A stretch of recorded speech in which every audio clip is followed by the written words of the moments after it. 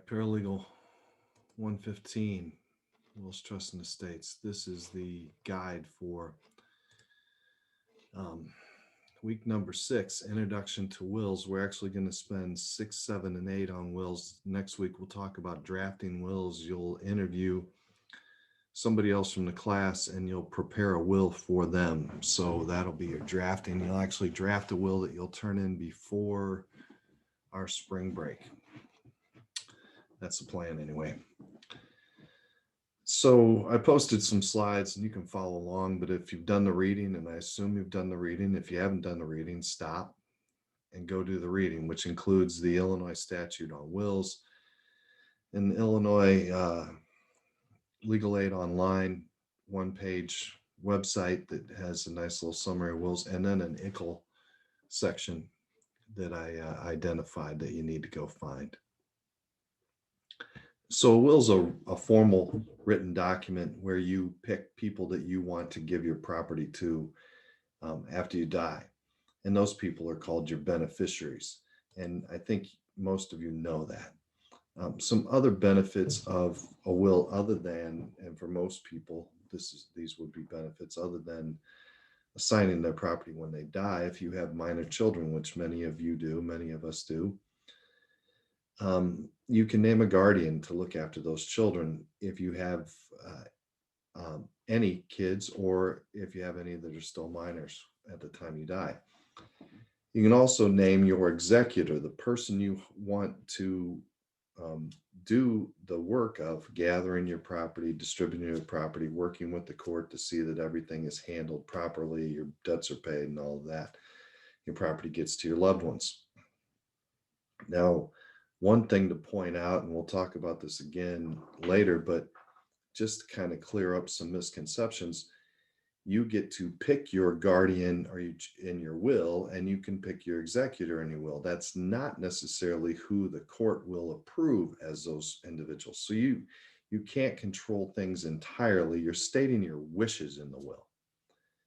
Just as we talked about it when we discussed property, if you designate some particular property item to go to a loved one, and that property item is not available or around anymore at the time you pass away, well, the court can't do anything about that.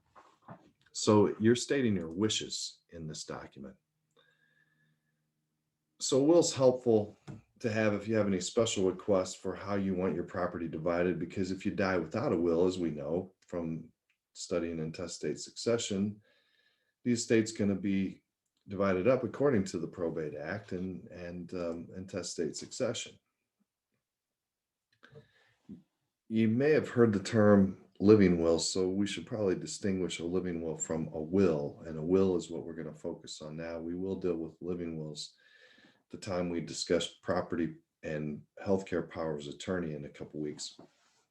A living will is a document containing your preferences, such as if you want life-supporting medical treatment if you become severely disabled, or you're placed on life support. A living will states what you want while you're still alive.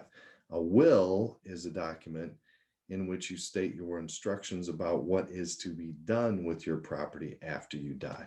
A will states what you want after you passed away. So two different things in that term living, probably gives it away, but just so we cover it. So I asked you to take a look at the Probate Act and what is required of a will, or someone to make a will, and hopefully you've done that, and you're honestly listening or watching this, but you've done that and actually looked at the statute. And if you looked at the statute, you know that you have to be 18 years or older to make a will. You have to be of sound mind and memory. Sound mind means you have capacity. We've talked about capacity in different ways in this and other courses. So sound mind and memory. And you have to have your document in writing. Simply telling your family how you want the property divided isn't enough. It has to be a written document. It also has to be signed. You have to sign it. The testator has to sign it. Remember, we called the person who died the decedent. The term for the person who makes the will is a testator. Signed in front of two people who are getting nothing from your will. They can't have any, they can't be a beneficiary. They can't be a family member. They can't in any way, directly or indirectly benefit from your will. So it can't be your grandkids if you're giving all your property to your kids. So you sign the will in front of those two witnesses, and they witness your signature. They watch you sign the will, and what they are attesting to is, and signing their name to, is that you signed that will. They witness your signature. When I would have a will executed as the attorney for someone, my paralegal would typically be one of the witnesses. We would go through a whole thing with the witnesses, and to demonstrate that they met these requirements. The testator met these requirements. Many of you will have that opportunity. Some of you may have already had that opportunity in internships or in work. When you're writing a will, there's some things to consider. You want to consider who should be your executor to carry out your instructions, who's going to be the person most likely to do that in a reasonable way, in a responsible way. You want somebody who's going to have to do that. I think we talked in class, and I remember at least one or two people have had that experience, and that you're essentially taking on the life of another person. You have to pay all the bills. You have to gather all the property. You have to make sure all the property is distributed. You pay the bills of their last illness or their burial. It's a lot of work. And so you want somebody who's going to, A, be willing, not be coerced, and B, be responsible, hopefully in good health at the time you pass away. So, you typically, like for my purposes, I probably would want to pick one of my sons who was much younger and likely to be in, good mental and physical capacity at the time I pass away, because I hope I pass away at like 103 or something, or longer. I don't care. You get to consider who should be your beneficiaries and who's going to receive what parts of your estate. There's certain debts that have to be paid at the time of your death. Any owed taxes and your last illness, or bills from your last illness, and your burial cost, funeral, burial. But what other debts do you have out there, and you want to make sure, so you can plan to make sure those are covered? Do you want to make any charitable donations? If you have minor children, it's often a good idea to create a trust. It's a trust that really has nothing in it until the time you pass away, and then all your property goes into the trust to take care of those minor children. So maybe a trust. Now, once you've created your will, you can change it, and a lot of people want to change it, and you probably should review and change your will periodically, because your life changes, your expectations change, your kids grow up, all kinds of things happen. So, sorry.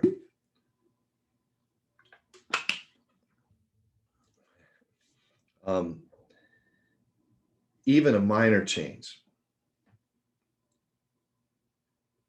you have to do the same things you did with the will. Now, you can make that minor change on a separate document called a codicil. It has to be signed. You have to have two people who get nothing from your will witness your signature on this document, this codicil. But honestly, in 2021, the best way to change a will is to write an entirely new will. We have word processors. Okay, codicils were a thing when it was a laborious, a difficult thing to type up or to create a will. We don't have that anymore. So it's not that difficult to recreate it and make a change of a sentence or a paragraph or pages or whatever. Make a new one. The problem with codicils are that it's that one-page document. And if it gets separated from the will, in there's cases, too many things for me to have to worry about. If you're my client, I'm not gonna do a codicil. You're gonna get a brand new will. It's gonna be a whole new will that takes into consideration the changes or the updates that you want in your estate planning. Now that's changing the will. You can also revoke a will. You can revoke your own will or make it invalid. You can do that at any time. So you can make a will and walk out of the lawyer's office and say, I really don't like anything about this. You can revoke the will. You don't have to write a new will if you revoke your will. However, if you revoke the will without creating a new one, your estate's going to be divided up according to the testate succession statute. To revoke your will, you can, one, destroy the document or instruct someone else to destroy the document. This includes burning, tearing, or shredding the document. If you write an entirely new will, you can include a sentence explaining that your original will is now invalid. If you forget to include this sentence, don't worry, your original will and your newest version will be compared, and any differences in the new version will be how your property is divided. Now, if you looked at the ICL chapter that I asked you to look at, that's covered right in there. That chapter breaks down parts of a will and explains those parts of the will, and that's one of the very first things you'll see. You can also simply write on a separate piece of paper stating that your will is revoked. This written statement must be signed by 2 witnesses who aren't getting anything from your will. Again, if you're going to revoke it and you don't want another will, just destroy the will. And if you're going to revoke it because you're going to have a new will, well, then get the new will, destroy the old one. Okay. This is your introduction to wills. We are going to spend next week talking about the actual drafting. And again, it's important for you to find that chapter and start looking at that chapter. And then there's going to be some other things you'll have to do in that regard. And we'll talk about that, but then you'll go and I'll assign you another classmate to interview. You're each going to write a will for somebody else in the class. You're going to interview them like you're a paralegal interviewing a client. You're going to find out all the information about their lives. Everybody's going to have kids. So if you don't have kids, I'm going to make sure you have some kids, and we'll talk about that when we get closer to the actual will project. But it's going to give you an opportunity to both get a little practice in interviewing someone in this environment or for a will, and then also to draft a will for somebody else. And you'll have that document that you can use as a writing sample and say, I've drafted a will. That's where we're going with week 6. I appreciate your efforts the first 5 weeks. It's really flown by. I'm beat. I'll see you on Thursday night.